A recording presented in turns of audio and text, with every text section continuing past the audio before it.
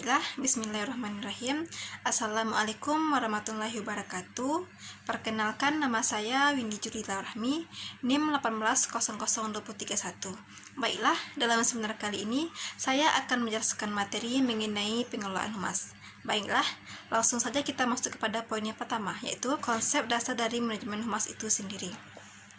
Sebelum kita mengetahui lebih jauh mengenai pengelolaan humas, alangkah lebih baiknya kita mengetahui terlebih dahulu apa itu konsep dari humas. Secara etimologis, hubungan sekolah dengan masyarakat diartikan dalam bahasa Inggris yang mana yaitu PR, Public Relation, yang mana artinya merupakan suatu hubungan timbal balik antara sekolah dengan masyarakat. Selanjutnya, menurut Kindred Losley menyatakan dalam bukunya School Public Relation bahwasanya PR atau hubungan sekolah dengan masyarakat merupakan suatu hubungan komunikasi antara sekolah dengan masyarakat dalam rangka untuk menghargai atau menentukan bahwa pentingnya menghargai dari suatu karya pendidikan serta penerang dan menjadi tanggung jawab dalam mencerdaskan kehidupan bangsa. Poin yang kedua yaitu tujuan hubungan sekolah dengan masyarakat. Menurut Elstree menyatakan ada 3 tujuan hubungan sekolah dengan masyarakat. Yang pertama yaitu untuk meningkatkan kualitas belajar dan pertumbuhan anak. Di sini, seberapa besar pengaruh dari USEMAS nantinya akan berdampak atau berpengaruh dalam pertumbuhan anak untuk kedepannya. Jika hubungan sekolah dengan masyarakat baik, nantinya akan memberikan dampak positif atau efek positif nanti buat perkembangan anak. Nanti anak-anak akan semangat serta bergairah dalam proses pembelajaran. Yang kedua, untuk meningkatkan pemahaman masyarakat akan pentingnya pengaruh pendidikan. Di sini juga sangat dibutuhkan sekali peran dari Husemas. Seberapa besar nantinya dalam Husemas itu meyakinkan kepada orang tua terutama akan pentingnya sebuah pendidikan. Terkadang orang tua beranggapan anaknya tidak perlu melanjutkan pendidikan ke jenjang yang lebih tinggi, cukup misalnya tamatan SMA atau SMK saja gitu. Di sini perannya penting, sebuah peran dari Husemas meyakinkan bahwa nantinya anaknya perlu melanjutkan pendidikan yang lebih tinggi agar nantinya bisa mencetus atau melatih generasi-generasi penerus bangsa yang lebih baik dari mereka yang sebelumnya gitu. Yang ketiga yaitu untuk mengembangkan antusiasme atau semangat saling bantu antara sekolah dengan masyarakat demi kedua belah pihak.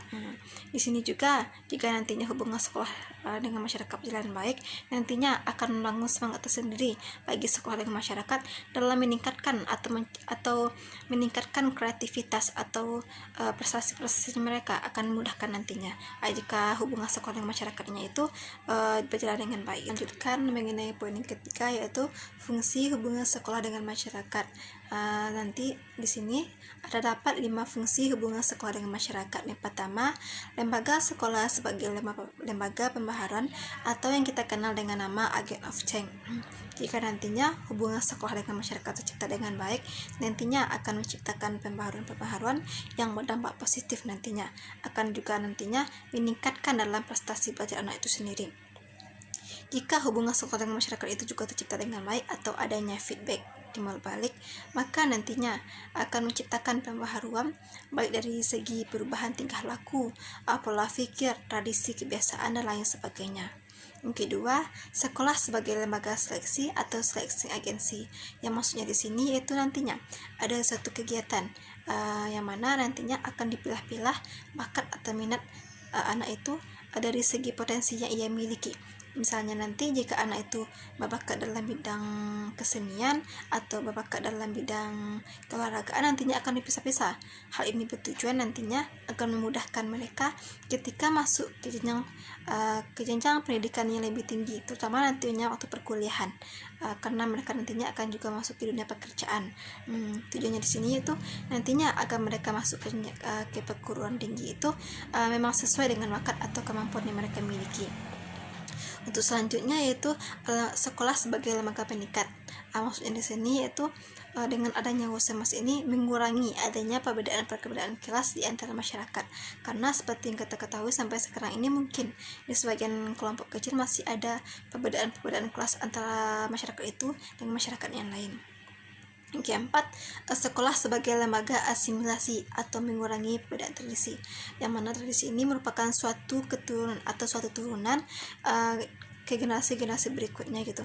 Jika nantinya hal tersebut dapat memberikan, mungkin akan berdampak negatif, akan dikurangi nantinya agar lebih baik untuk kedepannya. Yang kelima, sekolah sebagai lembaga pemeliharaan kelestarian atau agent of presentation, yang mana untuk menciptakan cipta karsa dan rasa yang baik sesama masyarakat untuk kedepannya. Baiklah, langsung saja kita masuk ke poin yang selanjutnya, yaitu manfaat hubungan sekolah dengan masyarakat. Di sini saya temukan ada 4 manfaat hubungan sekolah dengan masyarakat. Yang pertama, penentuan sumber dan kebutuhan belajar. Maksudnya di sini sekolah tersebut nantinya tidak akan kekurangan kualitas dari murid itu sendiri, dan nantinya tidak akan kekurangan mengenai murid-murid yang minati sekolah tersebut. Yang kedua, tersedianya tempat penelitian untuk mengimbangi teori, yang mana jika teori saja disampaikan tidak cukup, harus diimbangi juga dengan praktek lapangan. Nantinya juga dalam praktek lapangan tentu terjadi kesulitan-kesulitan. Di sini juga peran fungsinya sebuah husemas.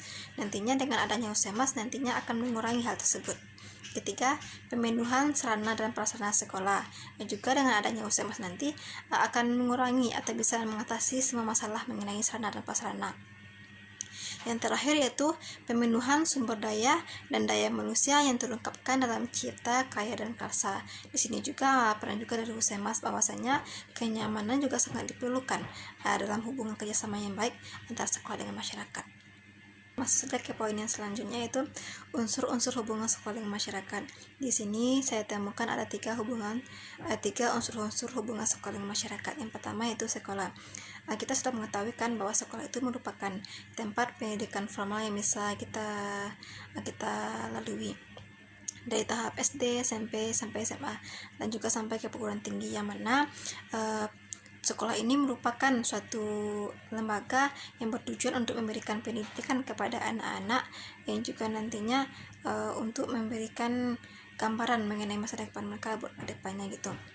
Di sini juga sekolah itu merupakan suatu lembaga pendidikan dari dan untuk masyarakat itu sendiri. Yang kedua, orang tua murid. Di sini juga sangat diperlukan hubungan timbal balik yang baik antara sekolah dengan masyarakat, yang bahwasanya jika nantinya ada terjadi kesalahan-kesalahan atau terjadi suatu permasalahan, nantinya akan lebih memudahkan nanti untuk kedepannya jika hubungan sekolah dengan masyarakat itu sudah terjalin dengan baik. Terus selanjutnya itu murid dan guru. Murid dan guru ini merupakan unsur sekolah yang sangat penting. Jika guru tidak ada, muridnya ada, maka nantinya tidak akan terjadi suatu proses pembelajaran. Jika sebaliknya terjadi, sama, tidak akan terjadi juga proses pembelajaran. Maka guru dan murid ini merupakan suatu komponen yang sangat penting dalam suatu unsur hubungan sekolah dengan masyarakat. Kita langsung saja masuk ke poin yang terakhir, yaitu teknik-teknik hubungan sekolah dengan masyarakat. Di sini saya temukan ada 5 teknik hubungan sekolah dengan masyarakat. Yang pertama, laporan ke orang tua murid, yang mana biasanya terjadi 1 kali semester atau satu kali setahun bertepatan dengan pengambilan rapor.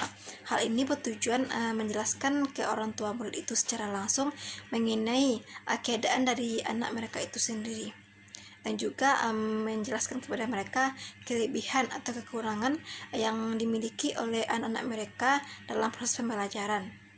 Yang kedua, buletin sekolah. Buletin sekolah ini biasanya berkaitan dengan sekolah tersebut, itu berupa artikel-artikel dari guru dan lain sebagainya. Di sini juga sangat penting dalam melaksanakan husemas dalam buletin. Yang ketiga yaitu surat kabar, yang mana surat kabar ini merupakan suatu hal yang berkaitan dan juga menunjang dalam kesuksesan dari suatu program pendidikan, juga sangat diperlukan dalam husemas mengenai surat kabar.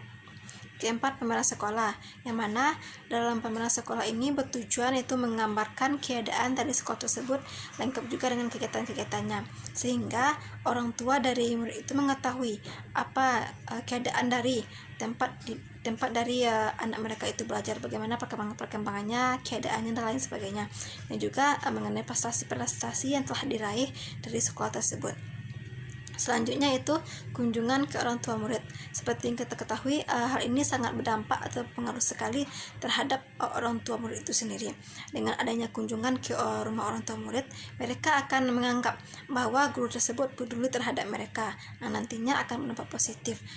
Dan setiap apapun yang dilakukan guru tersebut, nantinya orang tua tersebut akan percaya dan menjadi yakin gitu nantinya untuk kedepannya, dan juga akan memudahkan mengenai pengerjaan dari guru tersebut.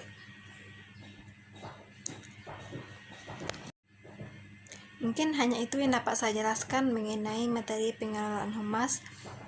Sekian, terima kasih. Assalamualaikum warahmatullahi wabarakatuh.